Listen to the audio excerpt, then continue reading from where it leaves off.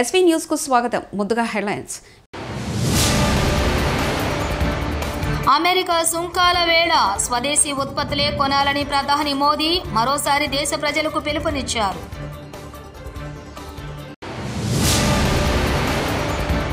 శ్రీశైలం జలాశయానికి భారీగా వరద, 10 గేట్లు ఎత్తి నీటి విడుదల.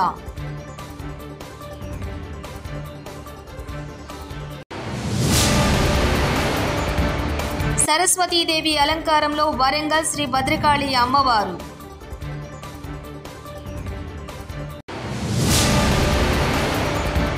కనకదుర్గ అమ్మవారికి పట్టు వస్త్రాలు సమర్పించిన చంద్రబాబు నాయుడు. అమెరికా సుంకాల వేళ స్వదేశీ ఉత్పత్తులే కొనాలని ప్రధాని మోదీ మరోసారి దేశ ప్రజలకు పిలుపునిచ్చారు. గాంధీ జయంతి నాడు ప్రతి ఒక్కరూ ఖాదీ వస్త్రాలు కొనుగోలు చేయాలని కోరారు. ఇవి దేశీయ ఉత్పత్తులని సగర్వంగా చెబుతూ సోషల్ మీడియాలో పోస్ట్ చేయాలని విజ్ఞప్తి చేశారు. దానికి స్థానిక ఉత్పత్తులకే ప్రాధాన్యం అనే హ్యాష్ ట్యాగ్ జోడించాలన్నారు. ఆర్ఎస్ఎస్ ఆవిర్భవించి విజయదశమితో 100 ఏళ్లవుతున్న సందర్భంగా ఆ సంస్థపై ప్రశంసలు కురిపించారు. క్రమశిక్షణ, నిస్వార్థ సేవే సంఘ్ బలమని తెలిపారు. దసరా శరన్నవరాత్రి ఉత్సవాల్లో భాగంగా కనకదుర్గ అమ్మవారికి పట్టు వస్త్రాలు సమర్పించిన ముఖ్యమంత్రి శ్రీ నారా చంద్రబాబు నాయుడు.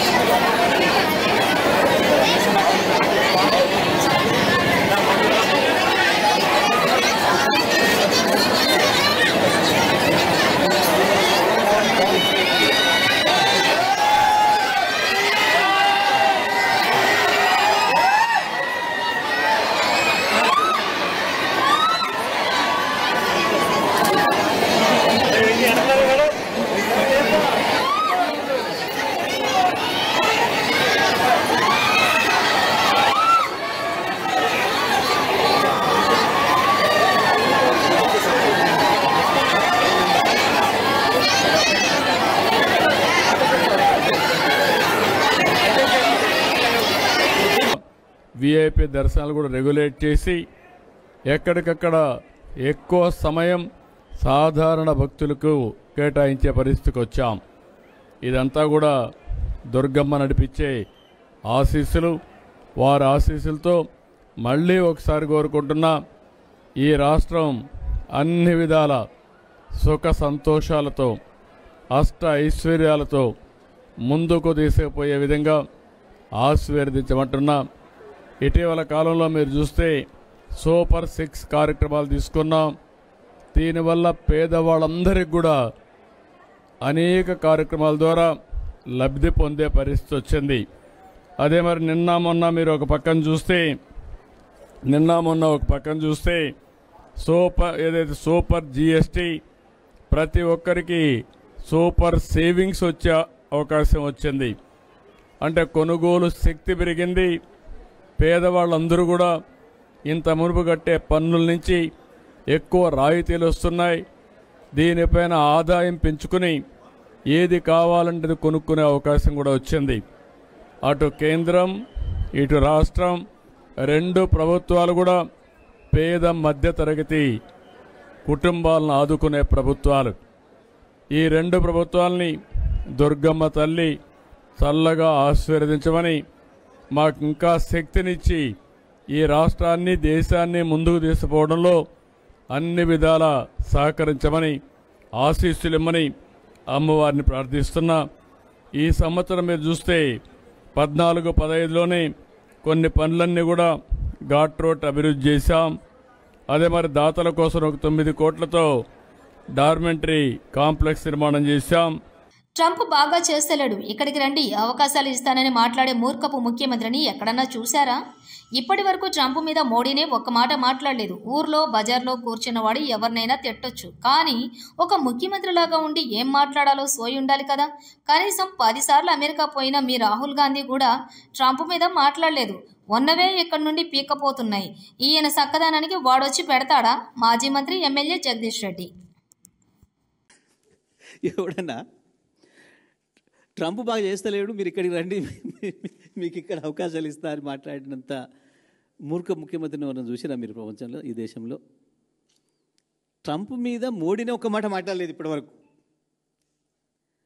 ఊళ్ళో బజార్లో కూర్చున్నాడు ఎవరైనా తిట్టుకోవచ్చు, ట్రంప్ని తిట్టవచ్చు, మోడీని తిట్టవచ్చు, జెలెన్స్కీని తిట్టవచ్చు, పుతిన్ తిట్టవచ్చు, జిన్పింగ్ని తిట్టవచ్చు. ఊళ్ళో బజార్లో పడి కూర్చున్నాడు, అడబడి కట్టుకొని తిరిగేటోడు. కానీ ముఖ్యమంత్రి గుండి సోయిండాలి కదా, నా పరిధి ఏంది, నేనేంది, నేను మాట్లాడితే ఏమనుకుంటారు ప్రజలు.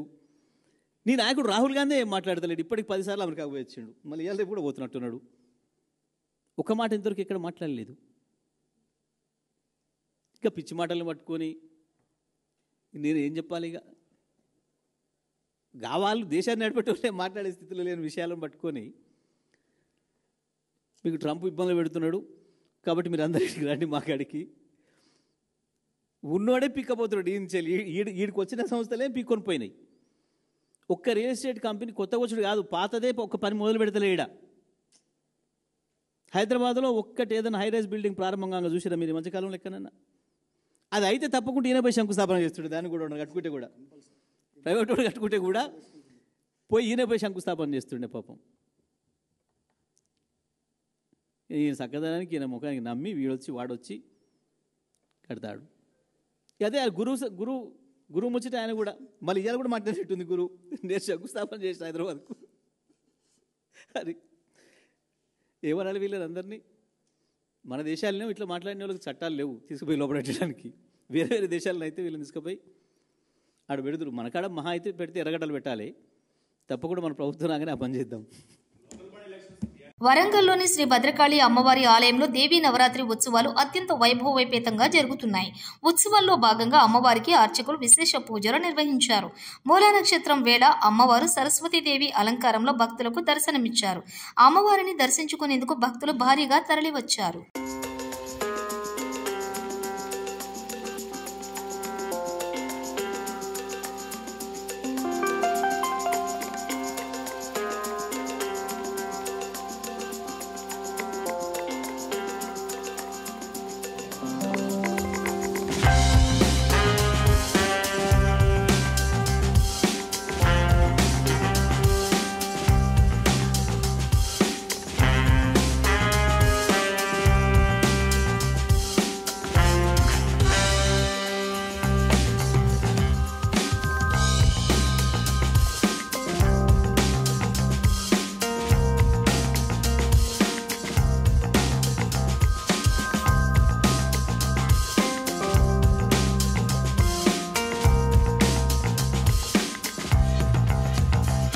శ్రీశైలం జలాశయానికి వరద ప్రవాహం మరింత పెరిగింది. జూరాల సుంకేశ్ల ప్రాజెక్టు నుంచి వరద మరింత పెరుగుతోంది. శ్రీశైలం ప్రాజెక్టులోకి ఈ సీజన్లో తొలిసారి 6 లక్షల క్యూసెక్లకు పైగా వరద చేరుతోంది. ప్రస్తుతం 6,10,484 క్యూసెక్ల వరద వచ్చి చేరుతోంది. 10 స్పిల్వే గేట్లను 23 అడుగుల మేర ఎత్తి 5,90,772 క్యూసెక్ల నీటిని దిగువకు విడుదల చేస్తున్నారు. పోతిరెడ్డిపాడు హెడ్ రెగ్యులేటరీ నుంచి 5,000 క్యూసెక్లు, ఎడమగట్టు విద్యుత్ కేంద్రం నుంచి 35,315 క్యూసెక్కులు, కుడిగట్టు విద్యుత్ కేంద్రం నుంచి 29,097 క్యూసెక్కులు విడుదల చేస్తున్నారు.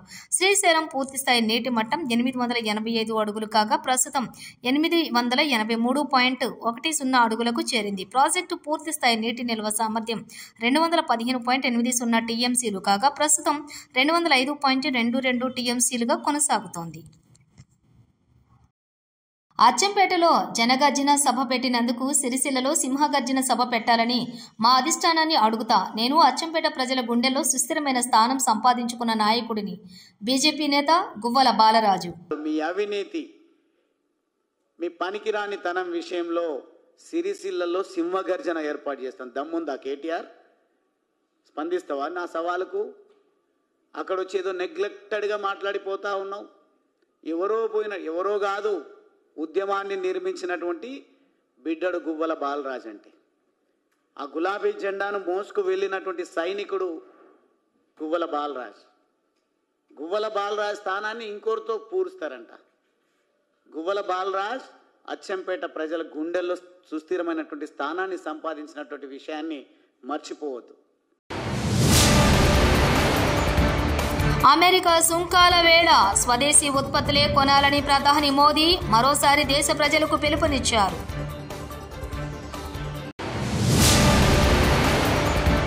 శ్రీశైలం జలాశయానికి భారీగా వరద, 10 గేట్లు ఎత్తి నీటి విడుదల.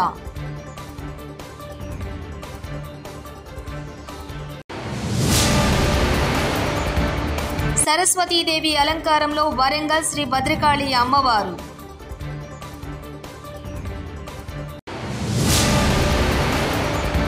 కనకదుర్గ అమ్మవారికి పట్టు వస్త్రాలు సమర్పించిన చంద్రబాబు నాయుడు. ఇవి బులెటిన్ విశేషాలు. చూస్తూనే ఉండండి ఎస్వీ న్యూస్.